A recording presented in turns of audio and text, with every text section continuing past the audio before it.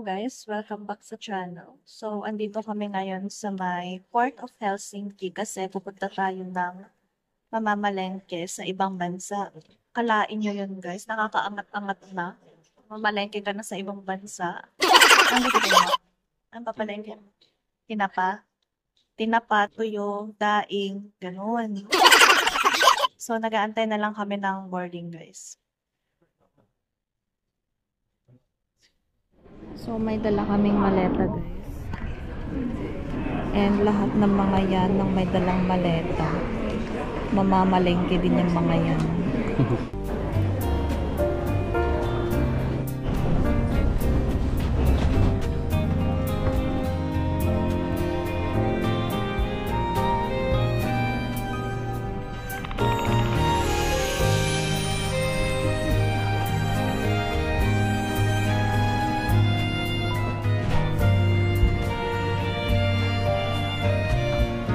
Coffee muna tayo guys.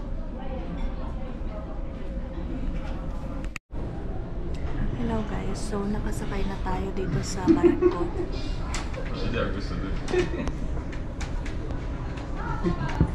So ano siya, 2.5 hours papuntang Tallinn.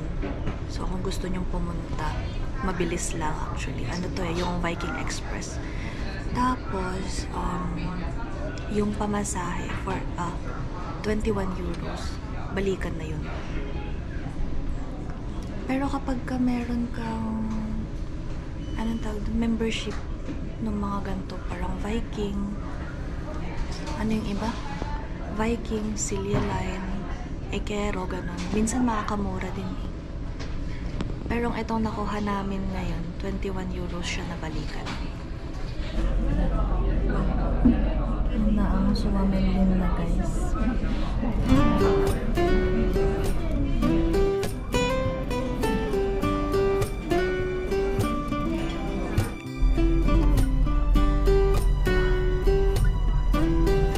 So meron ding pa event itong barko guys.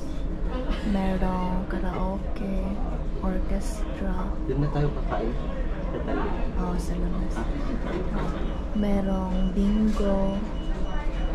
Merong mga stage. May mga palabas.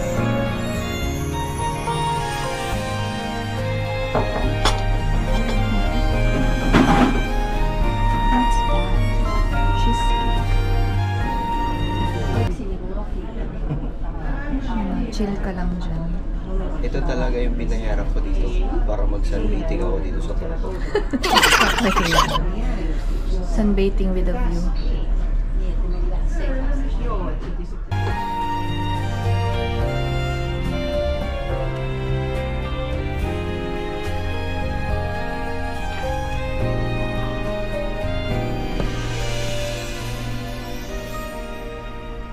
So, 1.5 hours to go pa before tayo makarating ng Tallinn, guys.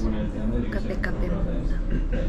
Dito ang coffee nila 2.80 euros. Pero kapag mag-aas ka ng refill, kailangan ko ipakita mo yung resibo. Tapos 50 cents na lang yung babayaran para sa refill. Pero isang refill lang na. Kasi yung baso mo yun dito. Refill nga eh. Tapos isang refill lang yung pwede. So, parang 320 euros. 2 baso. Pwede palang gawin yun. Ikaw mo nang iinom ng kape. Tapos magpa-refill ka. Tapos yung kasama mo yung iinom ng kape. Diba? Mas mura. Isang baso lang.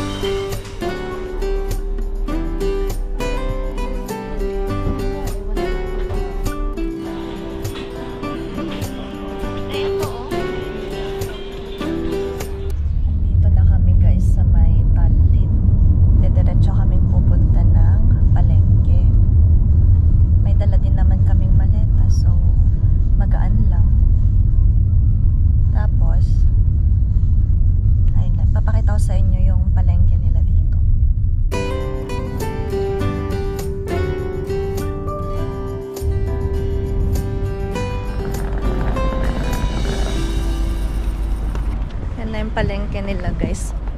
So, nagpunta din kami dito once, last time. So siya lang, ano, plastic dito. Yan ang plastic.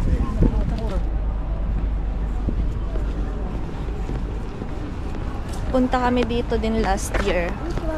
Nung birthday ni Trisha.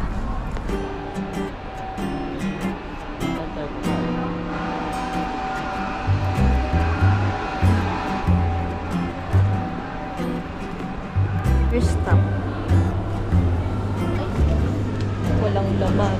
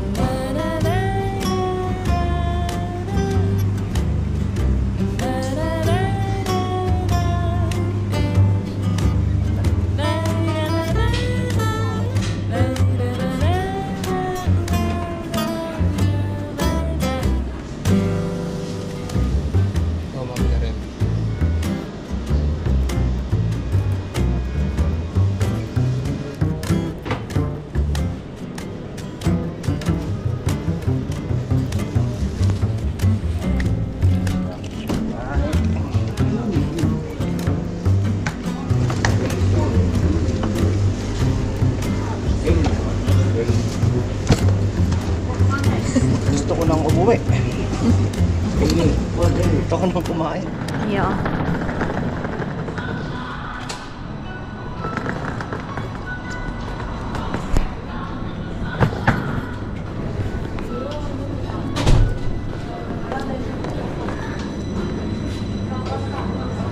Mahal na ng ano? Mahal na ng leg.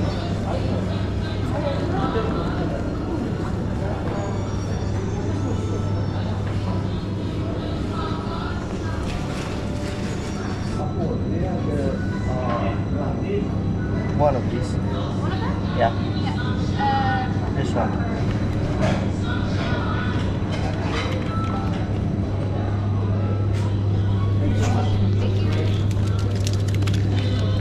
Bata siya eh, kaya sabi ko, ay,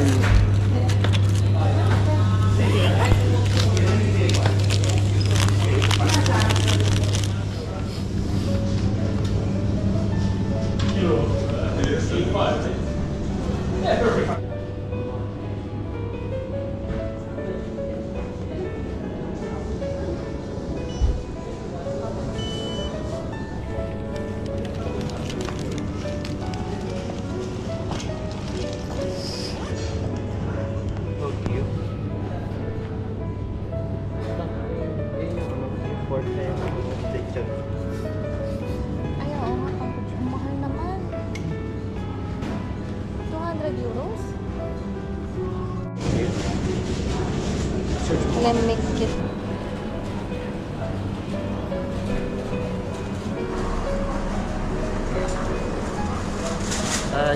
kilo. Kilo? Yeah, kilo.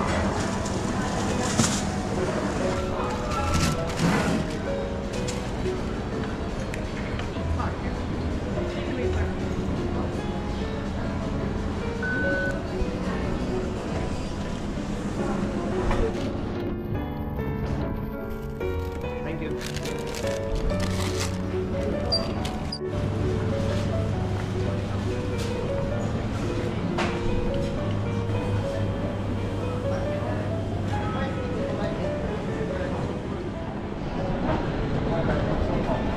sabaw.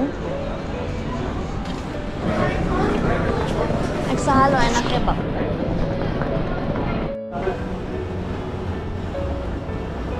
Yung chicken.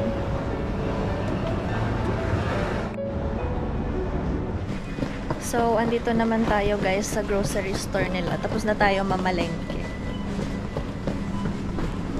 May yung palengke niyan, isang maleta.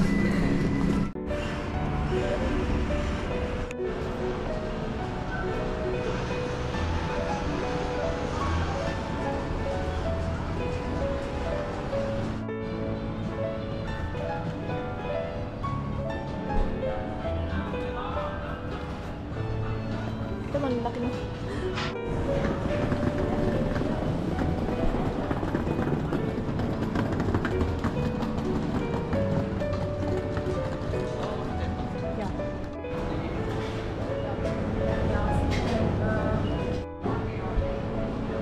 Chicken and fries. Chicken and... Ano yan?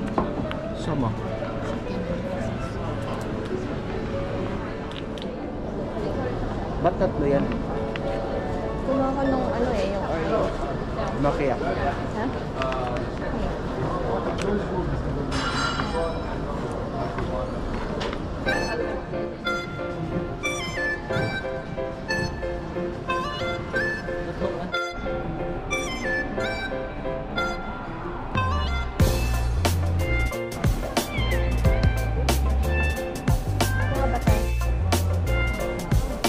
Buyas? Bawal. Ha?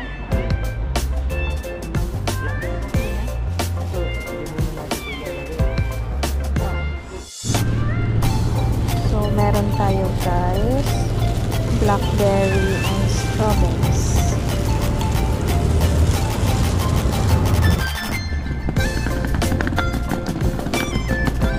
Nag-grocery ka na yan?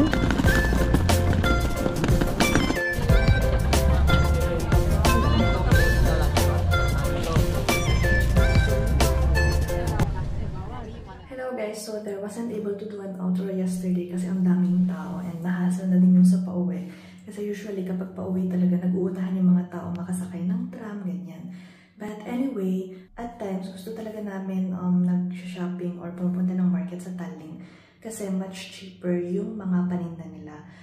But of course, you also have to take into consideration the fare kasi hindi naman laging mura ang fare papunta doon.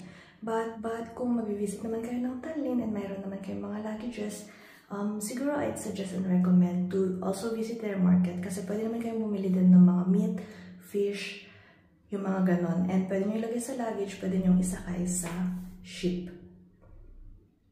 So there guys, again, thank you for watching. I'll see you on my next vlog.